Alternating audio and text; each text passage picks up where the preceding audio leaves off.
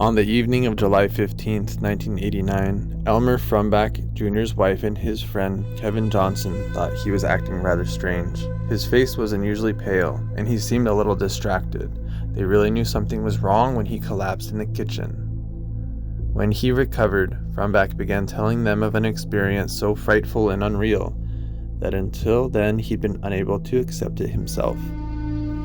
Earlier that day, the former Vashon resident had been on a day hike on the western slopes of the North Cascades, near the Canadian border with his parents, Islanders Elmer and Beatrice Frumbach, and his niece, son, and son's friend. Though in prime Bigfoot territory, neither thought of the legendary beast was on Frumbach's mind. He did not believe Bigfoot existed. The group's destination was riddled with old mine shafts, which Frumbach, his father, and niece decided to examine closer. A part-time prospector, Frumbach remained behind to set up a mining claim. What he says happened next started out scary, then turned terrifying. He was walking on a footpath when he heard what sounded like two rocks being bashed together on a slope high above his head. He thought his campmates were playing a joke on him, so he called out for them to stop, then heard a crash.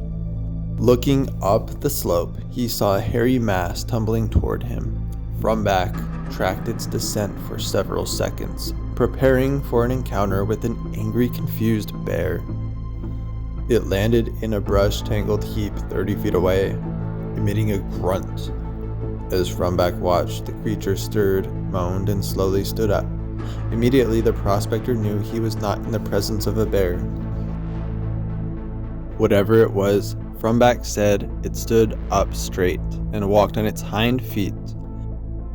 It had 3-inch thick hair all over its body, except on its face, which was bald, and on the top of its head, where Frumbach estimates it grew to 1.5 feet. Whiskers grew from the bridge of its ridged nose, and its deep-set eyes were surrounded by ruddy brown patches. Frumbach estimates the creature was 8 or 9 feet tall and strode like a giant man rather than a slouching gorilla. And it was staring intently at him. Its stare was not of aggression, but of extreme confidence. A stare that said it knew it was the biggest thing on the mountain. Frumbach fired his pistol into the air, but the creature ignored the blast, turned around, and walked calmly down the trail out of sight. Frumbach followed it to get his supplies. When he came around the corner, it was crouched down, digging in the ground. The creature took up a basketball-sized boulder and pounded it on the ground 3 times when it saw him. When Frumbach backed away, the creature leapt into the brush to cut him off. Even in his fear, Frumbach almost laughed. It looked like a Tasmanian devil cartoon when it came through the bushes, he said. Though he didn't actually see it following him as he ran through the trees, Frumbach said he could hear the creature's footsteps. It could have caught me if it wanted to, he said. I think it just wanted to scare me off. If so, it was successful. Frumbach reached the car and rushed his family back home to Seattle. I told them a bear was after me, he said. He figured they wouldn't believe him if he told them what he really thought. He had trouble believing it himself. Frumbach's story eventually reached Peter Byrne of the Bigfoot Research Project.